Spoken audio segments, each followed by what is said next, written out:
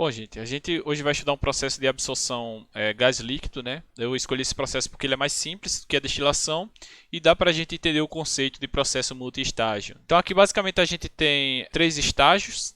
No topo a gente tem uma alimentação líquida com vazão molar L, tá? Ela se mantém constante ao longo da coluna e a saída é na base com vazão molar também L. Aqui a gente tem o estágio 1, 2, 3, tá? O que é que vai acontecer? Através dessa alimentação líquida, o líquido vai entrar aqui no topo e através de uma calha que ela tem aqui do lado, né? Tem uma calha aqui do lado, o líquido ele vai cair para o estágio de baixo, né? Esse líquido ele vai servir para absorver o gás que está sendo alimentado aqui embaixo. O gás vai ser alimentado aqui embaixo, vai subir através de perfurações que tem nos estágios, nos pratos, tá? E o líquido ele vai cair por uma calha lateral. Através de contato entre gás e líquido, a gente vai ter uma concentração em cada estágio. X3 para a fase líquida e Y3 para a fase gasosa. Tá? Então, para cada um dos estágios, a gente vai ter uma fração líquida e uma fração gasosa. Então, X1, Y1, X2, Y2, X3, Y3. Então, eu alimento esse componente A aqui embaixo e ele vai ser absorvido e todas essas concentrações estão relacionadas com o componente A, inclusive na entrada, né, que pode ter traço de A na alimentação líquida de entrada. Cada um desses estágios vai ter um volume de retido V em cada um deles, né? Então, cada um desses estágios tem um volume V de líquido. Então, a primeira consideração que a gente vai fazer é que o retido, né, ou o hold-up, ele é constante. Outra consideração que a gente faz para simplificar esse processo mais ainda é que a vazão molar de entrada é igual a vazão molar de saída e a vazão molar gasosa de entrada é igual a vazão molar gasosa de saída, né? Então, as vazões são constantes, então a gente não vai ter alteração nos volumes. Tá? O volume de cada estágio ele não vai alterar. L de entrada é igual a L de saída. G de entrada é igual a G de saída. Com isso, só resta para a gente fazer o balanço de componente. Tá? Porque o balanço de massa a gente já considerou que é entrada igual a saída, né? Não vai ter acúmulo de massa, certo? A derivada vai ser zero. E aqui nesse processo em específico a gente não tem troca térmica, né? Então a gente não vai necessitar fazer o balanço de energia, só o balanço de componente. A gente vai fazer o balanço de componente para cada estágio. Então, quando a gente tem diferentes estágios, a gente faz o balanço de componente para cada um dos estágios. Primeiro, o estágio 1. O acúmulo do número de mols de ar em relação ao tempo é igual à vazão de entrada do número de mols de ar menos a vazão de saída do número de mols de ar. Tá? Geração e o acúmulo ele vai ser zero porque não tem reação. O ddNA dt a gente pode dizer que é o volume multiplicado pela concentração molar de ar dividido em relação ao tempo, né? Como o retido, eu considerei que o retido é constante, só fica dx dt.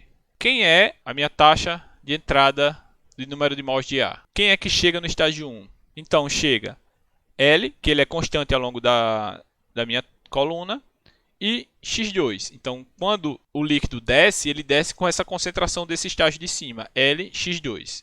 Quem mais chega aqui? G, Y de E. Então, a entrada do número de mols de ar seria L multiplicado por X2, somado com a vazão gasosa Y de E. Isso aqui é a minha entrada do estágio 1. Tá? Então, é importante a gente lembrar aqui que é do estágio 1. Quem seria a saída? Tá? A saída seria a vazão gasosa multiplicado pela fração gasosa. Tá? Então, a vazão gasosa, a vazão molar na fase gasosa, multiplicado por Y de 1. Mais, quem mais sai? L vezes X de 1. Tá? Fazendo agora para o estágio 2, dx2 dt. Quem é a entrada do estágio 2? Seria Lx3 mais, está chegando aqui por baixo da fase gasosa, Gy1. Quem é a saída? Saída é GY2 mais LX2.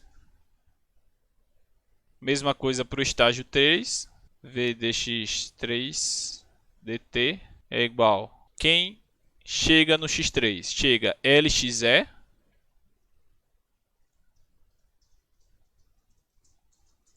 LX de entrada. Quem mais chega? GY2. Vazão molar vezes a concentração molar. A gente tem o número de mols que chega, né? Agora, o número de mols que sai do estágio 3 seria LX3 e GY3. LX3, GY3. Com isso, a gente pode até expressar isso de forma genérica, né? A gente pode expressar isso na forma y d do estágio i em relação ao tempo é igual a L x de i mais 1 mais g de y de i menos 1, sendo i um estágio, né? Menos g de y de i mais L de x de i. Tá? Isso aqui é importante na hora de a gente fazer, quando a gente tem um número de estágios muito grande e a gente não quer fazer várias equações diferenciais, a gente só coloca ela em termos de i e na hora de programar a gente faz um for, tá? Para fazer ela de forma iterativa. Mas como aqui a gente tem 3 estágios, a gente não vai utilizar. É só para vocês estarem cientes que você pode expressar esse conjunto de equações dessa forma. Com isso, a gente tem esse conjunto de equações diferenciais que a gente pode começar a trabalhar nele. As variáveis que a gente tem são as correntes de entrada, que elas são constantes, né? Fração molar da fase gasosa e da fase líquida de entrada a gente tem. Só que a gente não tem x1, x2 e x3, nem y1, 2 e 3, tá?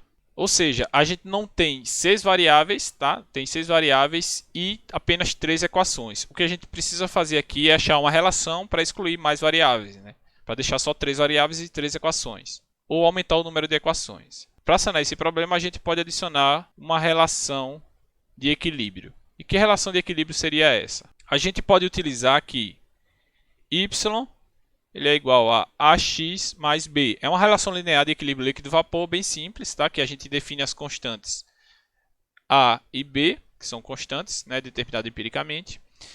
E a gente tem uma relação de y com x, certo? Então, utilizando disso aqui, para cada um deles, né? y1 é igual a x1 mais b. Mesma coisa para o 2 e para o terceiro estágio. Tá? Então a gente utiliza essas equações. Dessa forma a gente só fica como variável independente x2, x1 e x3. Dessa forma a gente consegue resolver esse problema no Python. Vindo agora para o Python, para a gente poder resolver essas equações, a primeira coisa que a gente sempre faz é definir quem são as nossas equações diferenciais. Então eu vou chamar a função, definir a função absorção, ABS, colocar como sendo de entrada uma matriz M e tempo T, 2 pontos. Vou definir quem são as minhas EDOs, dx1, menos, que é a saída, né? G, que multiplica y1, mais x1, que G maiúsculo, tudo isso dividido por V. Vou aqui colocar dx1 dt, só para ficar mais completo, né? Agora vamos copiar a mesma coisa para o dx2, dx3, tá? Só vou alterar as variáveis aqui. dx3, aqui é 1, x3, 2, 2, 3, x de entrada e x2. Com isso eu retorno essas 3 variáveis, tá? Certo. O que a gente precisa colocar aqui também é a relação do equilíbrio de y. Fração molar da fase gasosa de 1 é igual a A, que multiplica x1 mais B. Precisamos definir quem é o M, de acordo com a ordem. Então, x1, x2 e x3, que são as variáveis que eu quero descobrir, igual a M. E com isso a gente definiu as nossas equações diferenciais. Toda relação que eu tiver, eu não vou colocar ela antes, tá? Por quê? Porque essas relações, igual a gente fez com o reator, né, com a constante cinética do reator, a gente colocou ela aqui, porque qualquer alteração que tiver, ele vai atualizar aqui, certo? Aqui a gente tem as condições iniciais do meu sistema, tá? Y a fração molar da fase gasosa de entrada, ela é 0,5 e a fração molar da fase líquida de entrada, ela é 0. O que é que isso significa? Isso significa que a alimentação, na alimentação do líquido que vai absorver meu gás, a concentração de ar ela é 0, né? E a concentração de ar na entrada da fase gasosa ela é 0,5. Aqui a gente também tem as condições iniciais para esses parâmetros aqui, certo? Se a gente igualar a derivada a zero, a gente vai ter essas condições iniciais de x1, x2 e x3, ou seja, a concentração molar da fase líquida do estágio 1, 2 e 3, tá? Aqui eu até deixei claro que as condições iniciais é partindo do estado estacionário, né? Ou seja, eu igualei a derivada a zero, isolei x1, x2 e x3. Né? Eu resolvi o sistema de equações de forma a encontrar x1, x2 e x3. Então, continuando aqui, para resolver essas EDOs, eu vou adicionar mais uma linha, m igual a ODEINT, nome da função, condições iniciais, na mesma ordem do m, x de 1, 0, x de 2, 0, x de 3, 0 e o meu vetor tempo que eu vou criar ele agora. Tempo igual a linespace, np linespace, começando em 0, indo até 1, até 10, né, com 100 intervalos. Vamos rodar aqui para ver se não tem nenhum problema por enquanto, não. Vamos dar um plt.plot em m. Daí aqui a gente tem a condição de equilíbrio para o meu processo, certo? Então isso quer dizer o quê? O primeiro estágio, que é o estágio lá de baixo, ele vai estar com uma concentração muito alta, né? Vai estar próximo de 1, porque ele absorveu muito, né? A fase líquida absorveu muito a corrente de entrada. No estágio do meio a gente já tem uma concentração menor, né? Porque a entrada já absorveu bastante. E no último estágio é só o resquício, tá? Então, isso aqui é a concentração do meu componente A absorvido na fase líquida.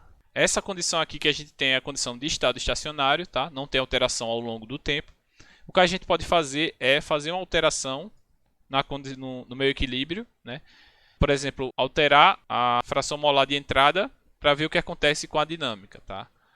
Como aqui ele está no estado estacionário, que eu estou fazendo uma perturbação na entrada e isso vai gerar um desvio do meu estacionário e dessa forma eu consigo ver como é que meu sistema se comporta ao longo do tempo, certo? Só lembrando, gente, o importante aqui não é só ver qual vai ser o meu próximo estado estacionário, tá? Porque se eu fizesse isso, era só colocar 0,6, alterar aqui e zerar minha EDO. É importante para o que a gente vai estudar mais na frente, eu conhecer como é a dinâmica do meu sistema ao longo do tempo, né? Não apenas o meu novo estado estacionário. Tá? É importante eu conhecer como ele se comporta até chegar no próximo estado estacionário. Então, se a gente fizer uma alteração de 0,5 na fração molar da fase gasosa de entrada, a gente de 0,5 para 0,6 a gente tem essa dinâmica aqui. Tá? Então, ele vai atingir um novo estado estacionário, nesse caso aqui para x. Né? Se a gente quiser saber o valor de y, né, que seria a fase gasosa, quanto está saindo lá em cima, né, do componente A que foi absorvido, a gente só copia essa relação aqui.